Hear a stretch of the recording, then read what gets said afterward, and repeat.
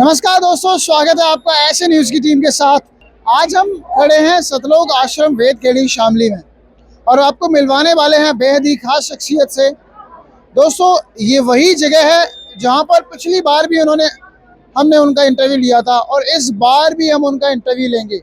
लेकिन इस बार और उस बार में क्या फ़र्क था, ये हम आपको बताएंगे। हमारे साथ जुड़े हुए हैं एक खास मेहमान, रूबरू कराते हैं इनसे। नमस्कार जी, क्या नाम है आपका? साहब, मेरा नाम प्रियंका दासी है। जहाँ तक मुझे याद है, पहले आपका नाम प्रियंका चौधरी था, अब आपका नाम प्रियंका दासी है। ये पूरी घटनाक्रम, ये पूरा चेंजिंग कैसे रहा? इससे पहले थोड़ा अपने फैमिली के बारे में बताइए कि आपके परिवार में कितने लोग हैं, कितने सदस्य हैं, क्या करते हैं आप? बताइए हमारे दर्शक। मेरी फैमिली में यानी मेरे मायके वाली साइड में या मेरे ससुराल वाली साइड में, पहले आप ये क्लियर कर दें मुझे। दोनों ही साइड में बता दीजिए। मेरे परिवार में मेरे मायके वाली साइड में मेरी मम्मी, मेरे पापा, मेरा भाई और मैं, और इधर ससुराल वाली साइड में मैं, पति, बच्चा और मेरी सासू माता जी। पहले क्या था, आपने बोला कि आपने पहले प्रियंका चौधरी बोला और आपने अब प्रियंका दासी बोला। जब मैं जगत में थी तब मेरा जन्म 4 जुलाई को हुआ था 1995 में।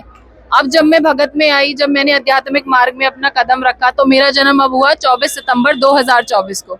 तब मैं अपने नाम के पीछे चौधरी लगाती थी। तब जब हम जगत में थे तो नहीं पता होता कि जो माँ बाप दे देते हैं वो मिल जाता है। अब जब हमने हमारे गुरुजी को हमने अपने आप को समर्पित कर दिया, तो जो उन्होंने हमें दिया अब हम वो लेंगे। यानी अब मेरा नाम प्रियंका दासी है। हम दास हैं तो दास की तरह ही रहेंगे तो ज्यादा सही रहेगा। पिछली बार आपने बताया था कि अभी मैं ज्ञान को समझूंगी, मुझे टाइम लगेगा और मैं ज्ञान को समझूंगी, देखूंगी कि भाई कहाँ तक संत रामपाल जी महाराज सही काम कर रहे हैं, सही ज्ञान है क्या, अन्य संतों की तरह कहीं इनका ज्ञान तो वैसा नहीं है क्या, इनकी क्रियाएं भी वैसी नहीं है। लेकिन वो जो आप देखना चाहते थे वो कैसे आपने महसूस किया और उसके बाद में ये कदम उठाया आपने संत रामपाल जी महाराज जी से जुड़ने का? समझने की तो मैं बात कहती ही नहीं, क्योंकि जब मैं एक चीज से जुड़ गई तो मैं उसको अध्ययन करना मैंने शुरू कर दिया था। पर जब मैं यहाँ से गई, कहते हैं ना कि काल किसी को समय नहीं देता, तो वही मेरे साथ हुआ। मैंने आश्रम की दहलीज लांघी, मुझे बुखार जो मुझे नहीं था यहाँ पे, वो बुखार मुझे वापस हो गया। 103 आपने बोला था कि अक्सर कर मुझे इस वक्त भी बुखार होना चाहिए था, लेकिन है नहीं, ये बड़ा चमत्कार है। बिल्कुल। और मैंने आश्रम की दहलीज लांघी, मेरी गाड़ी यहाँ पर आकर खड़ी हुई, मैं उसमें बैठी और बुखार मुझे यहाँ से ये छोड़ते ही बस यहीं बैठी थी मैं, और बुखार भी आ गया, खांसी भी हो गई, और घर पहुंची भी नहीं थी उससे पहले मुझे वॉमिट, लूज मोशन, यानी घर जाती मेरी तबीयत जैसे मैं थी पहले वैसे मेरी तबीयत वैसे हो गई।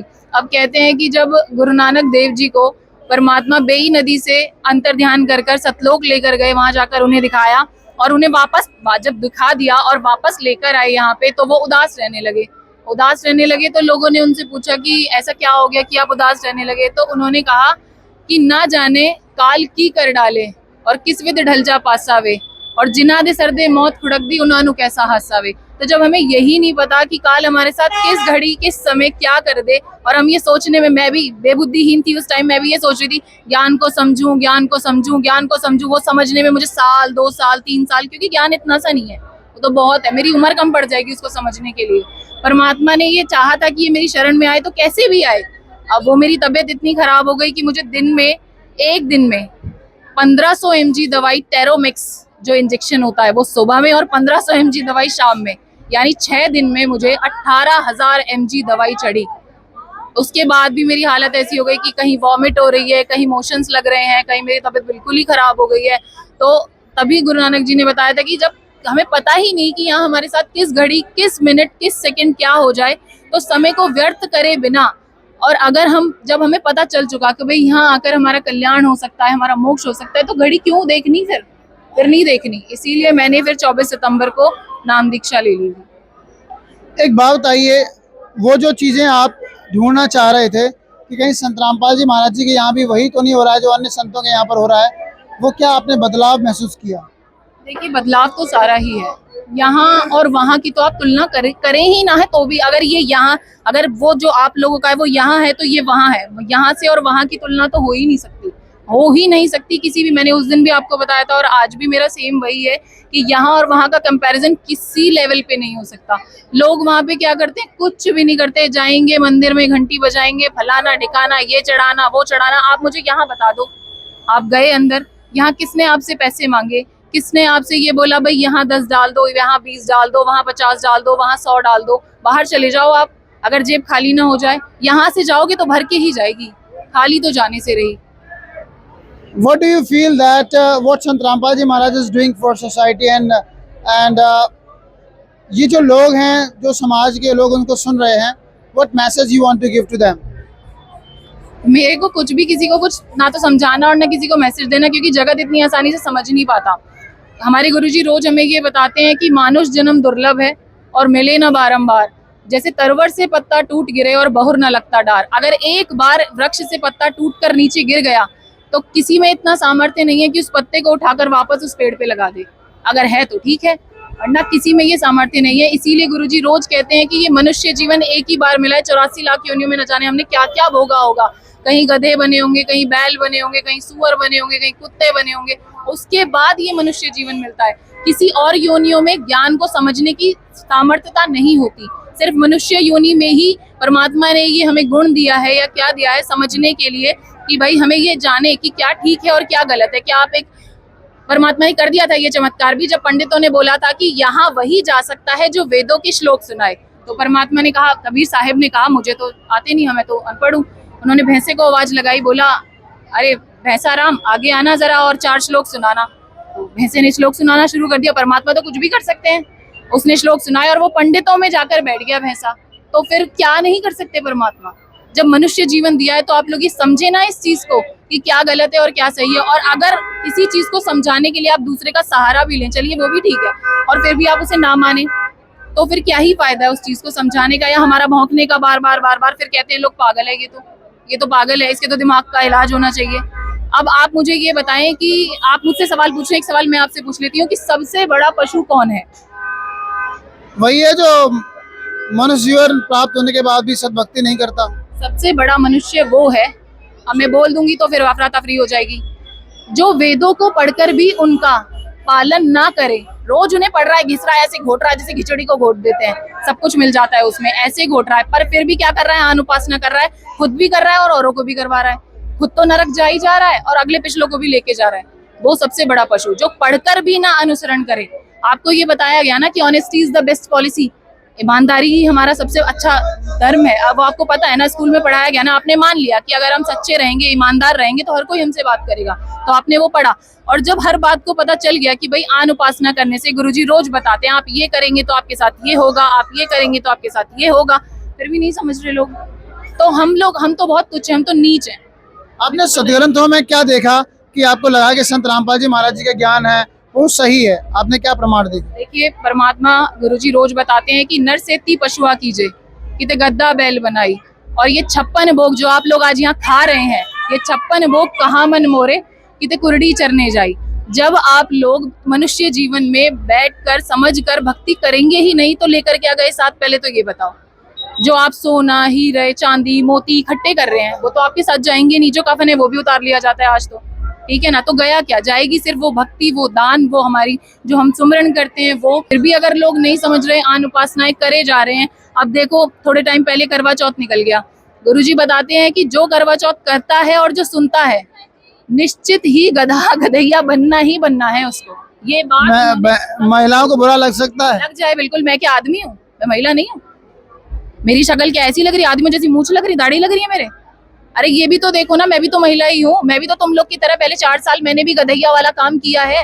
जब अकल आई तभी तो वो छोड़ दिया, वरना क्यों नहीं छोड़ा होता? छोड़ना होता तो नहीं, छोड़ना होता तो अब भी क्या पता चल रहा था किसी को कि नाम लेने के बाद भी मैं गधैया वाला काम करती रहती, काल घसीट के ले जाता, पता भी नहीं चलता क्या हो रहा। पिछली बार तो आपने कहा था कि अभी तो हम नाम दीक्षा नहीं लेंगे, अभी हम टाइम लगाएंगे, अभी हम बहुत सारा टाइम लेने वाले हैं, अभी बहुत सारी चीजों को हम सोचेंगे। इतना बड़ा परिवर्तन देख के तो हमें भी बड़ा आश्चर्य लग रहा है। अब आप ये बताओ मुझे कि जब मुझे काल ले जाता और मेरी अर्थी के पीछे लोग 4 यूं कहते राम नाम सत्य है, राम नाम सत्य है, जब भी बढ़िया लगता।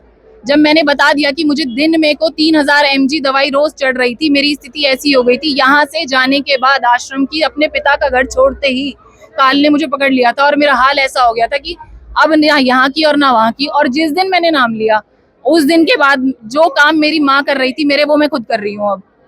तो फिर कौन मरना चाहेगा? कोई भी नहीं। आप 80 साल के बुढ़े से पूछ लो बाबा जी चढ़े क्या, वो कहेगा तू चले जा, मैं क्यों जाऊं, तो अभी तो मेरी तो कुछ उम्र ही ना। और जब मुझे पता चल ही गया कि भाई यहाँ हम ये करने से हमारे तो वो परमपिता परमात्मा कबीर साहब उम्र बढ़ा देते हैं, नहीं थी तो क्या पता मेरी बढ़ा दी हो, मुझे क्या पता चल रहा था।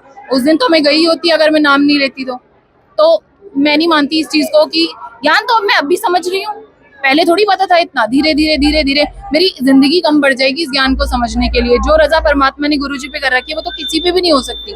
हम तो धीरे धीरे धीरे धीरे धीरे धीरे ही सीखेंगे। आपको लगता है कि अब आपके भी बहुत सारे खर्चे कम हो जाएंगे ब्यूटी पार्लर? सारे खर्चे कम हो गए, देख लो कुछ है क्या मेरे पास। पिछली बार पहली बार मैंने देखा था कि गोल्डन रिंग थी और आपने पहना हुआ था, बड़ा हार श्रृंगार पहना हुआ था। कि जिस दिन मैं नाम लूंगी उस दिन मैं सब त्याग दूंगी। हाँ, ये बात आपने बोली थी। परमात्मा कहते हैं, गुरुजी हमें रोज बताते हैं सुबह के नित्य नियम में कि भक्ति करे कोई सूरमा, जात वर्ण कुल कोई। भक्ति करना हर किसी के बस की नहीं है।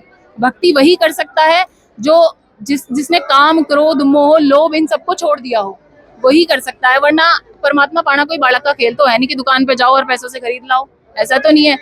जब हमने जगत से जो चीजें थी वो छोड़ दी, भगत और जगत का बैर ही इसी कारण से है क्योंकि हमारी कुछ मर्यादाएं हैं और जगत इसको मानता नहीं, तो इसी वजह से। और फिर जब हमें एक बात बताओ, ना तो उस सोने से, ना उस चांदी से, ना उस लिपस्टिक से और ना वहां की अनुपासनाओं से मेरा कुछ भला ही नहीं हो रहा था, तो फिर वो करने से मुझे क्या फायदा, बताओ आप मुझे। है इसका जवाब? तो जब इसका जवाब ही नहीं है, ना जगत के पास ना भक्तों के पास है, क्योंकि भक्तों को पता है, उनको वो ज्ञान पता है, वो लोग समझ रहे हैं कि हाँ इसके साथ ये बीती इसलिए इसने छोड़ दिया। अब लोग कहेंगे कि भाई बीमार पड़ गई इसलिए चली गई, ऐसा कुछ भी नहीं है। मैं किसी के देखा देखी नहीं गई, मैं ज्ञान को समझ रही थी, पहले भी समझ रही थी, ऐसी बात नहीं है।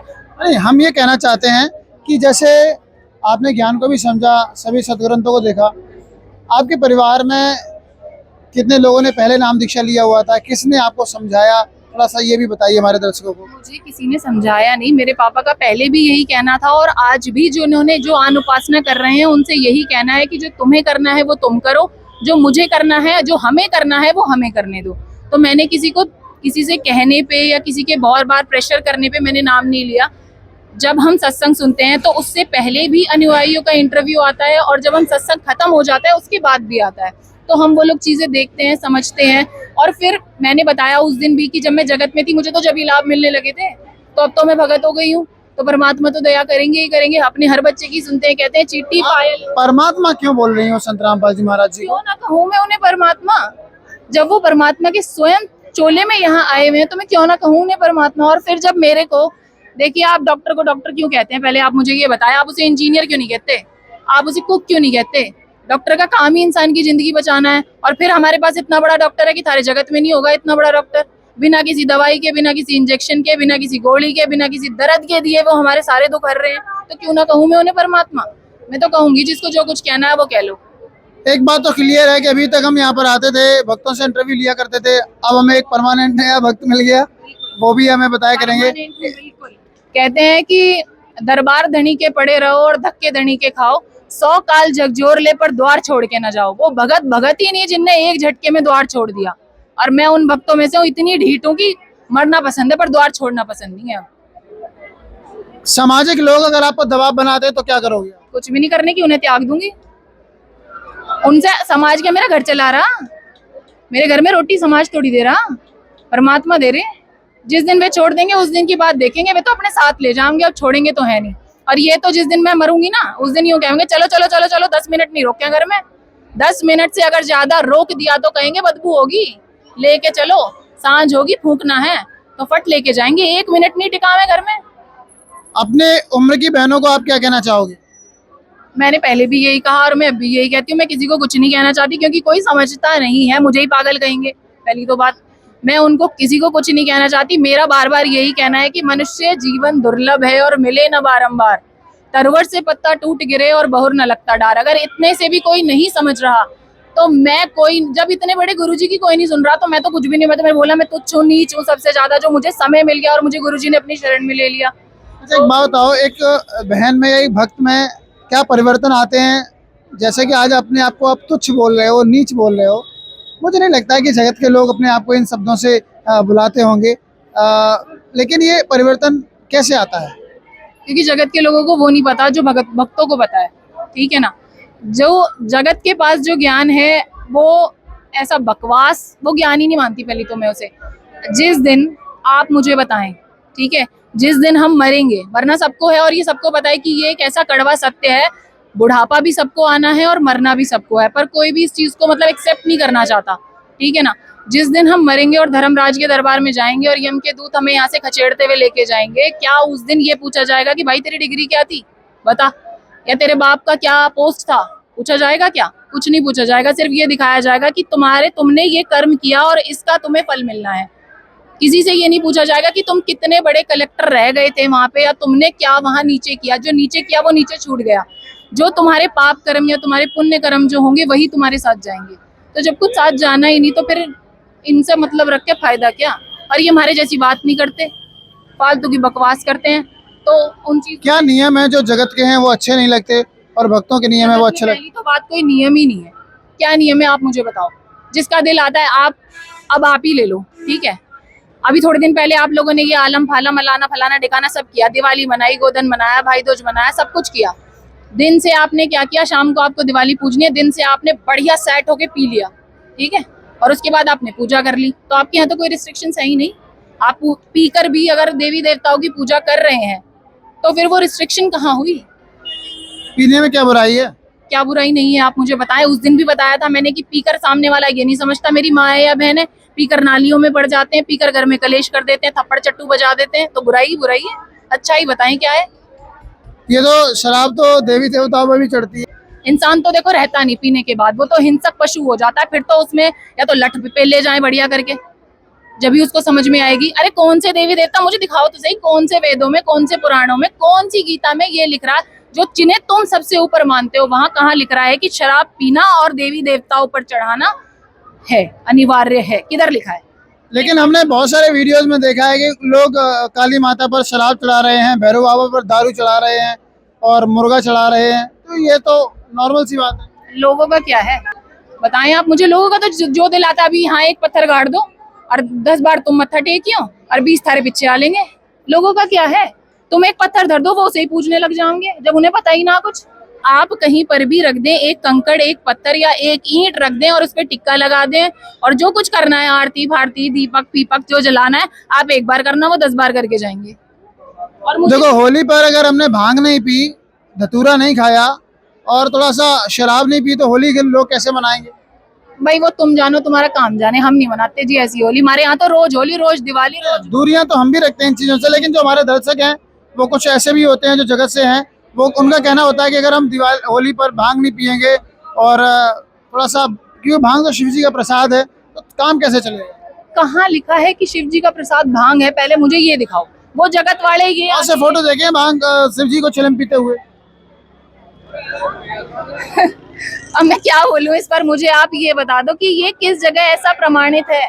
लोगों ने क्या, भगवान ने आकर वो तस्वीर बनाई जिधर आपने जो वीडियो देखी या जो तस्वीरें आपने देखी, क्या शिव जी ने खुद आकर बनाकर दिखाई, ले भाई मैं भांग धतूरा पी रहा हूँ? तुमने साक्षात देखे शिव जी पीते हुए? लेकिन मंदिरों के पुजारी बोल रहे हैं। उन पुजारियों ने तो भट्टा बिठा दिया देश का। उन पुजारियों ने, उन पंडों ने, उन ब्राह्मणों ने तो भट्टा बिठा दिया। श्रीमद् देवी भागवत में बताए करें कि सतयुग के जो ब्राह्मण हैं, स्थिति बदलती गई और अब आकर स्थिति हरास हो गई। सतयुग के ब्राह्मण आज के राक्षस हैं। बोलो क्या कहूँ। श्रीमद् हमारे एक हिंदू धर्म ही थोड़ी है, मुसलमान धर्म भी है, उसमें भी लोग बकरा ईद मनाते हैं। तो क्या मुल्ला जी गलत है? बिल्कुल गलत है।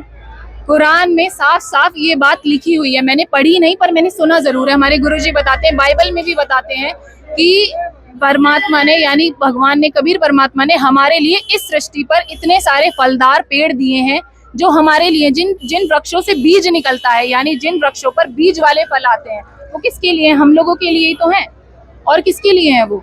हमारे लिए, खाने के लिए शुद्ध शाकाहारी चीजें हैं। तो क्यों मांस मछली किसी को मारकर खाने से क्या ही फायदा होगा, आप मुझे बताएं। कहते हैं क्या पूरा इस्लाम धर्म गलत है? देखिए, मैं किसी धर्म पर कोई टिप्पणी नहीं करना चाहती क्योंकि मैं अभी कुछ नहीं हूँ जो मैं टिप्पणियां करूं। मैं सिर्फ ये कह रही हूँ कि जो मांस खाते हैं, मदिरा पीते हैं या जो गलत आचरण करते हैं वो गलत है। मांस खाना कहाँ लिखा है आप मुझे दिखा दें, या बलि चढ़ाना कहाँ लिखा है ये आप दिखा दें। पहले प्रमाणित कर दें इस चीज को। आज हम इस युग में रह रहे हैं किस लिए कि यहाँ हर चीज को प्रमाण की जरूरत है। जब बलि चढ़ाई जाती है तो बहुत सी संख्या में लोग बलि चढ़ाते हैं और जब बकरा ईद आती है तो बहुत से लोग बकरे काट के चलाते हैं। ये बात हमारे सामने है, तो इसको लेके आपकी क्या राय है? पहले जो मैं कहनी चाहती हूँ आप वो सुने। हमारे गुरुजी बताते हैं कि सुरापान मदमासाहारी और गमन करे भोगे पर नारी, 70 जन्म कटत है शीशम, साक्षी साहेब है जगदीशम। के जो सुरापान करता है, मांस खाता है और पर स्त्री का गमन करता है, उसके 70 जन्मों तक शीश कटते हैं। तुमने तो एक बार कर लिया, तुमने एक बार कर ली ये हरकत और फिर चलो समझ आ गया कि ये गलत है, ठीक है ना, पर तुमने नाम नहीं लिया, तब भी तुम्हारे साथ वो होना ही होना है। कि वो बोलते हैं कि साक्षी साहेब हैं जगदीशम, तो वो भी तुम्हें ये देखना ही देखना है कि वो होना ही होना है तुम्हारे साथ, कि परमात्मा उस बात के साक्षी हैं कि जो अगर जैसा लिख दिया वो वैसा होगा ही होगा। उस विधान को सिर्फ टालने वाला कोई भी नहीं है, सिर्फ परमपिता परमात्मा कबीर साहेब है। शराब नहीं पीनी चाहिए, मांस नहीं खाना चाहिए, बोला ना मैंने अभी कि लेकिन मांस खाने से बॉडी बनती है। फल खाने से भी बॉडी बनती है, इतने प्रोटीन इतने वाइटामिन, दालें खाएं आप, उनमें भी होता है। इतने तो पढ़े लिखे आप भी हैं कि प्रोटीन और वाइटामिन हमें किस में मिलते हैं ये तो बताओ। अरे और चीजों से भी प्रोटीन मिलता है, आप सोयाबीन खाएं, आप जूस पिए, आप फल खाएं, उन चीजों में भी तो है। या बस वही एक चीज पे अड़क गई आके सुई की वही चाहिए वही चाहिए। डॉक्टर भी कहते हैं थोड़ी बहुत शराब पी लो तो क्या दिक्कत है? थोड़ी बहुत शराब पी लें तो क्या दिक्कत है? हाँ, डॉक्टर भी बोलते हैं इस बात को कि थोड़ी बहुत शराब पी ले तो कोई दिक्कत नहीं। ये गलत है बिल्कुल। जब 70 जन्म हमारे स्वान के मिलते हैं तो आप चाहे थोड़ी सी कर लें चाहे ज्यादा सी कर लें, कि मदिरा पीवत कड़वा पानी 70 जन्म स्वान के जानी, तो आप इतनी सी पी लें, इतनी सी पी लें या इतना पी लें, 70 जन्म कुत्ते के तो मिलने ही मिलने। अब वो डॉक्टर बता ले, जो डॉक्टर बता रहा है ना वो भी आप ही के साथ नरक जाएगा और कुत्ता ही बनना है उसने भी। ये बाकायदा सत्य शब्द हैं, हमारे परमात्मा के एक एक शब्द सत्य हैं, ये देख लें आप। बहन जी, हमारे दर्शकों को बताइए, ये करवा चौथ का व्रत है, उसको रखने से क्या फायदे हैं? कोई भी फायदा नहीं है, उससे तो पति की उम्र बढ़ती है। ठीक है। अब ऐसी एक बात बता देते हैं, जब तक उन्होंने, एक माई है, उन्होंने तब तक गुरुजी का नाम नहीं लिया था, तो जब उन्होंने गुरुजी का नाम लिया तो उन्होंने गुरुजी को आके बताया कि मैं करवा चौथ बढ़ती रह करती, और जिस दिन करवा चौथ था उसी दिन मेरे पति की अर्थी घर में आई। अगर वो करवा चौथ इतनी ठाड़ी होती और ठोर देती और पति को बचाने वाली होती तो उसका पति क्यों मर गया? अब ये बता दें, जब करवा चौथ रखने से कहते हैं कि पति की उम्र बढ़ जाती है, तो उसकी उम्र क्यों नहीं बढ़ी? किसी के व्रत रखने से या किसी के उपवास करने से ना तो किसी की उम्र बढ़ती है और ना ही किसी की उम्र घटती है। तो आपने बोला कि गधी बनती है। बिल्कुल गधी बनती है। करवा चौथ की कथा सुनने वाली और कहने वाली दोनों निश्चित ही गधी बनती है। हमारे गुरुजी ने स्वयं अपने मुख कमल से ये बात बताई है। होली पर होलिका मैया की जय बोली जाती है, इस पर आपका क्या राय है? ऐसा भी नहीं होना चाहिए, क्योंकि जिसकी वजह से होली होती है उसको तो पूछा ही नहीं जाता।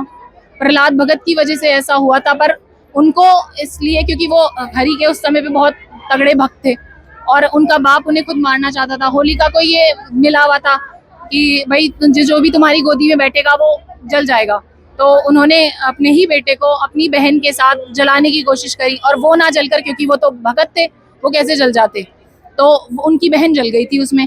तो ये भी गलत है, जब पता ही नहीं है लोगों को और वो लोग वही काम करे जा रहे हैं। वही है ना कि जो पिछलों ने रीत छोड़ दी वही लोग करते जा रहे हैं, वो समझ ही नहीं रहे इस चीज को कि जो तुम कर रहे हो। छठ पूजा पे स्त्रियां सूर्य को अर्घ्य देती हैं, वो कहते हैं कि सुख समृद्धि घरों में आती है। जो सुख समृद्धि दे रहा है उसको तो तुम पूछ ही नहीं रहे। कहते हैं कि 100 वर्ष सदगुरु की पूजा और एक दिन आन उपासी, और ऐसी अपराधी आत्मा पड़े काल की फांसी। की जो लोग रोज आन उपासना कर रहे हैं, मुझे उनका समझ में नहीं आ रहा कि उनकी गैल क्या बनेगा। जब हम 100 वर्ष तक हमारे सदगुरु की पूजा करते हैं और भूलवश अगर हमने एक भी दिन आन उपासना कर ली तो काल तो खदेड़ेगा ही खदेड़ेगा, पर जो रोज कर रहे हैं उनकी गैल क्या बनेगा? कहाँ लिखा है ये व्रत करने से, ऐसा करने से सुख समृद्धि आएगी? जो सुख समृद्धि दे रहे हैं, साक्षात दे रहे हैं, उन्हें तुम पूछ भी नहीं रहे। बहुत बहुत धन्यवाद बहन जी। अब हमारे दर्शकों को आप लास्ट में क्या कहना चाहेंगे? क्योंकि पिछली बार आप चौधरी साहब थे, अब आप दासी हैं, बहुत बड़ा परिवर्तन है, विचारों में बड़ा बदलाव है। क्या कहना चाहेंगे आप हमारे दर्शकों से? मैं किसी से बार बार मैं यही कह रही हूँ कि मनुष्य जीवन दुर्लभ है, ये बार बार नहीं मिलेगा। आप लोग आए, मैं ये नहीं कह रही कि आते ही नाम ले लें, पर आप समझें इस चीज को कि यहाँ इतनी भीड़ क्यों उमड़ रही है, इतना ज्यादा जन सैलाब क्यों आ रहा है। आप ये आकर यहाँ समझें, यहाँ देखें, यहाँ का वातावरण देखें। ऐसा वातावरण कहीं नहीं मिल सकता जैसा यहाँ का है, अपने इवन घर में भी नहीं। बहुत बहुत धन्यवाद बहन जी, आपने जो विचार रखे आपका बहुत बहुत शुक्रिया। दोस्तों, इस प्रकार की खबरें को, इस प्रकार के इंटरव्यूज को देखने के लिए बने रहे आप हमारे साथ, ऐसे न्यूज़ की टीम के साथ। आप देख रहे हैं एक खास रिपोर्ट सतलोक आश्रम शामली वेदखेड़ी से। इतना बड़ा परिवर्तन हुआ है इन बहन के अंदर। जो पहले चौधरी हुआ, जो एक जाट परिवार से आती थी, चौधरी थी, कहीं ना कहीं रहता है, लेकिन आज वो एक दासी हैं। बहुत से ऐसे रिवॉल्यूशंस होने वाले हैं, होते हैं बदलाव। उन बदलावों को हम आपको रूबरू कराते हैं। पिछला इंटरव्यू भी आप इनका देख सकते हैं, इनका इंटरव्यू डिस्क्रिप्शन में मिल जाएगा आपको। आप और भी बहुत सारे इंटरव्यू देखने के लिए बने रहे आप ऐसे न्यूज़ के साथ। Thank you so much.